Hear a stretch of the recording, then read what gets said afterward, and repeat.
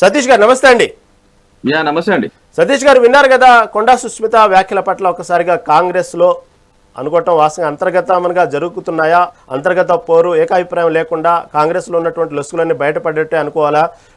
దాన్ని బట్టి భవిష్యత్తులో ఉన్నటువంటి పరిస్థితుల పరిణామాలని బట్టి ఇంకా ఎన్నికలు దగ్గరకు వచ్చే కొద్దీ ఇంకా నిప్పులాగా ఉన్నటువంటి సమస్యలని మనసులో ఉన్నవన్నీ గ్రూపులన్నీ బయటపడే సందర్భాలు వస్తున్నాయంటారా? ఇప్పుడిప్పుడే స్టార్ట్ అయిందంటారా? ఏమంటారు? కొండా సుష్మిత గారు వెరీ క్లియర్ గా గతంలో చెప్పారు, ఇప్పుడు కూడా చెప్తా ఉన్నారు. ఒక మంత్రి, కాంగ్రెస్ ప్రభుత్వంలో ఉన్న ఒక మంత్రి కూతురు కొండా సుష్మిత గారు గతంలో చెప్పారు, ఇప్పుడు అదే చెప్తా ఉన్నారు. అగ్రికల్చర్ డెవలప్మెంట్ చేయాలంటే గన్ కల్చర్ డెవలప్మెంట్ చేస్తుంది కాంగ్రెస్ ప్రభుత్వం. ఇలా అభివృద్ధి చేయమంటే ఉన్న భూములన్నీ అమ్మేస్తా ఉంది కాంగ్రెస్ ప్రభుత్వం. ఇలా చెప్తుంది కొండా సుష్మిత గారు వెరీ క్లియర్ గా చెప్తా ఉన్నారు. షెల్ కంపెనీలు కత్తి వెంకటేశ్వర గారు, మీరు అందరూ వయసులో పెద్దోళ్ళు అన్నారా, వినండి అన్నారా, మీరు వయసులో పెద్దోళ్ళు, రామరెడ్డి గారు, మీరు ఎల్ఎస్టీ గారు అంత వయసులో చాలా పెద్దవాళ్ళు. నేను మాట్లాడేది అంటే మా గొంతులో యూత్ గొంతులో మాట్లాడేవాడి. నేను చెప్పేది వినండి అన్న, నేను చెప్పింది కాదు ఇది. స్వయాన మంత్రి గారి కొండా సురేఖ గారి కూతురే షెల్ కంపెనీలు పెట్టి ఎంప్లాయీస్ ఉండరు, ఆఫీస్ ఉండదు, ఏ రిజిస్ట్రేషన్ ఉండవు, ఏది ఉండదు. ఒక కంపెనీ రిజిస్ట్రేషన్ చేపిస్తారు, పెడతారు. దాని పేరు మీద ముఖ్యమంత్రి గారి సోదరులు దాదాపు 200 కోట్లకు సంబంధించిన భూమి, ప్రభుత్వ భూమిని వీళ్ళు ఆక్రమించుకున్నారు, వాళ్ళ దారాదత్తం చేసిరని చెప్పేసి ఒక మంత్రి కూతురు స్వయాన చెప్తుందంటే తెలంగాణ సమాజం ఆలోచిస్తుందా లేదా మీ కాంగ్రెస్ వాళ్ళు చెప్పురు. ఇలా సమాజం మొత్తం చూస్తా ఉంది. గతంలో కూడా చూసిన గన్లు పెట్టి మరి పైసలు కంపెనీలలో పైసలు అడిగి బెదిరించి మరి డబ్బులు తీసుకున్నారు అని చెప్పి మాట్లాడిన విషయం వాస్తవం కాదా? మేమన్న మాట కాదు కదా, కొండా సుష్మిత గారు అన్న మాటలే. సో ఈ విధంగా ఆమె మాట్లాడుతూ పోతూ ఉంటే వాస్తవాలే కదన్నా. ఈ రోజు మీరు చెప్తా ఉన్నాము, అసలు కాంగ్రెస్ వాళ్ళు ఆమె తనొక పాయింట్, కత్తి వెంకట సామన్న ఇలా మరి మంత్రి ఉండేటోడు, లేకపోతే నిజమైన నాయకత్వం ఉంటే, లేకపోతే ఎమ్మెల్సీ ఉండేటోడు, ఇంకో మంచి ఉన్నత పదవులు ఉండేవాళ్ళు కదా. అసలు కాంగ్రెస్ వాళ్ళు, కొసరు కాంగ్రెస్ వాళ్ళు వచ్చి అసలు కాంగ్రెస్ వాళ్ళని నిలగొడుతునే ప్రయత్నం, అసలు కాంగ్రెస్ వాళ్ళని ఇబ్బంది పెట్టే ప్రయత్నంలో భాగంగా జీవన్ రెడ్డి గారు కానీ, ఇలా చెన్నారెడ్డి గారు కానీ, ఇటు కుమటిరెడ్డి రాజగోపాల్ రెడ్డి గారు కానీ, ఇప్పుడు అనిరుద్ధ్ రెడ్డి గారు కానీ, మందుల సమల్ గారు కానీ, ఇంకా చాలా మంది సీనియర్ కాంగ్రెస్ నాయకులు కొండా సురేఖ గారితో సహా ఈరోజు ఇబ్బందులు పడుతున్న వాతావరణం మనం చూస్తా ఉన్నాం.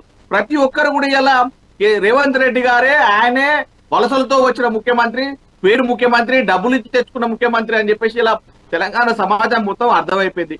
ఇలా కొండా సుష్మిత గారు ఒక చిన్న అమ్మాయి, ముఖ్యమంత్రి గారి స్థానంలో ఉన్న ఒక వ్యక్తిని, ఇలా ఒక మహిళ ఒక కొండా సుష్మిత గారు ఇలా ఒక మాట మాట్లాడు, నువ్వు నీకు కళ్ళు నెత్తికెక్కిరని మాట్లాడడం కానీ, లేకపోతే నా 3 అంతస్తుల బిల్డింగ్ ఇస్తా, నువ్వు వచ్చి ఇక్కడికి వచ్చి ప్రచారం చేయి, నువ్వు నన్ను ఓడించలేవు అని యొక్క శపథం చేసిందంటే ఇలా తెలంగాణ సమాజం మొత్తం చూస్తా ఉంది.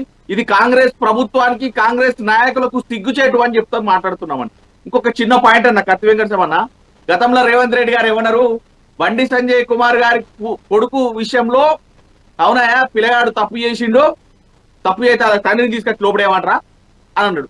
ఇలా కొండా సుష్మిత గారు అన్న మాటలను కొండా సురేఖ గారికి మరి వివరణ ఇవ్వాలని నోటీసులు పంపడం ఎక్కడదండి? ఎందుకు పంపిస్తారండి అట్లా? కొండా సుష్మిత గారు ఆమె కాంగ్రెస్ పార్టీలో మెంబర్షిప్ ఉందో లేదో కూడా తెలియదు. ఆమె పర్సనల్ గా ఆమెకు పెళ్లి అయింది, వివాహం అయింది, భర్తలు పిల్లలు ఉన్నారు, ఆమె ఫ్యామిలీ వేరు, ఈమె ఫ్యామిలీ వేరు. ఇలా కొండా సుష్మిత గారు అన్న మాటలకు కొండా సురేఖ గారిని ఒక బీసీ అయినా, ఒక బీసీ వాళ్ళని అణిచివేసే ధోరణిగా ప్రవర్తిస్తున్నారా, లేకపోతే ఒక మహిళ అయినా? ఇలా మహిళలు సమాజంలో ముందుకు రావాలి, రిజర్వేషన్లు రావాలి, మహిళలు ఆర్థికంగా ఎదగాలి, రాజకీయంగా ఎదగాలని మాట్లాడుతున్నాం మనం. ఇలా ఒక కూతురు మాట్లాడిన మాటలకు ఒక మంత్రి గారికి వివరణ కోరడం అనేది ఎంత సిగ్గుచేటు. ఇది కాంగ్రెస్ ప్రభుత్వం కూడా, కాంగ్రెస్ నాయకులు ఆలోచించుకోవాలి. మేమేమంటున్నాం, మళ్ళీ ఒక పెద్ద విషయం, కత్తి వెంకట సామన్న, మీరు పెద్దలు, ఎక్స్పీరియన్స్ ఉన్న వాళ్ళు ఖచ్చితంగా ప్రతి మీడియా సమావేశంలో కానీ, డిబేట్లలో కానీ ఇలా ఇందిరా శోభన్ గారు ఏం మాట్లాడుతున్నారన్నా ప్రెస్ మీట్ పెట్టి, ఆమె మాట్లాడే పదజాలం ఏందన్నా, మేము 15 ఏళ్ళు దొబ్బించుకుంటామనే మాట ఎంత ఒక మహిళ నోటి నుంచి వినాల్సిన మాటలేనా అన్న? ఇలా సమాజంలో మహిళలు రాజకీయంలోకి వస్తారా అన్న ఇట్లాంటి మాటలు మాట్లాడేవారు?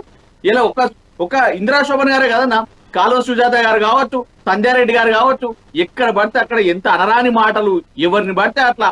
ఇలా మగవారిని వాళ్ళు అనొచ్చు అన్నా, కానీ మగవాళ్ళు ఆడవాళ్ళని అనలేరు కదా. ఒక మాతృ స్వరూపంగా చూస్తారు, ఒక చెల్లెలాగా చూస్తారు, ఒక అక్కలాగా చూస్తారు కదా. ఇలా ఇందిరా శోభన్ గారు మరి దయాలు వేదాలు వాళ్ళు ఇచ్చినట్టు ఇందిరా శోభన్ గారు ఎక్కడున్నారన్నా? కాంగ్రెస్ నుంచి వైఎస్ఆర్టీపీ ఓలే, వైఎస్ఆర్టీపీ నుంచి ఆమ్ ఆద్మీ ఇంకోటి ఆప్కో ఓలే, తర్వాత మళ్ళీ ఇంకో పార్టీకి ఓలే, తర్వాత ఇలా మళ్ళీ కాంగ్రెస్ కి వచ్చి ఇలా కలిపోలు మీ మాటలు, మీ సోది మాటలు ఎవరిని తెలియదన్నా? 15 ఏళ్ళ నుంచి చేస్తున్నాం, 20 ఏళ్ళ నుంచి పని చేస్తున్నాం అనే మాటలు తెలంగాణ సమాజం చూస్తుందన్న. ఇంకెన్ని రోజులు అబద్ధపు మాటలు చెప్పి కొనసాగుతారు? ఇది నేను మాట్లాడేది ఏంటంటే, నిజంగా కాంగ్రెస్ నాయకులు చిత్తశుద్ధి ఉంటే, అసలు కాంగ్రెస్ నాయకులు మరి పుస్తక కాంగ్రెస్ నాయకులు ఎవరో కానీ మీరు అందరూ కలిసి పని చేస్తారా? మిమ్మల్ని ప్రజలు నమ్మి ఓటేసిరు, మీరు ప్రభుత్వంలో ఉన్నారు. ప్రభుత్వంలో ఉన్నారంటే ఇలా తెలంగాణ రాష్ట్రానికి తండ్రి స్థానంలో ఉన్నారు, పెద్ద స్థానంలో ఉన్నారు, పెద్ద మనిషి స్థానంలో ఉన్నారు రేవంత్ రెడ్డి గారు. ప్రజాక్షేత్రంలో ప్రజల పక్షాన కొట్లాడండి, తెలంగాణ అభివృద్ధి చేసే ముందుకు సాగాలి. కానీ తెలంగాణ జాగాలను అమ్ముకునే విధంగా, ఎవరికో దారాదత్తం చేసే విధంగా చేస్తే తెలంగాణ సమాజం ఒప్పుకోదు, ముఖ్యంగా బీఆర్ఎస్ పార్టీ ఒప్పుకోదని తెలియజేస్తున్నాను.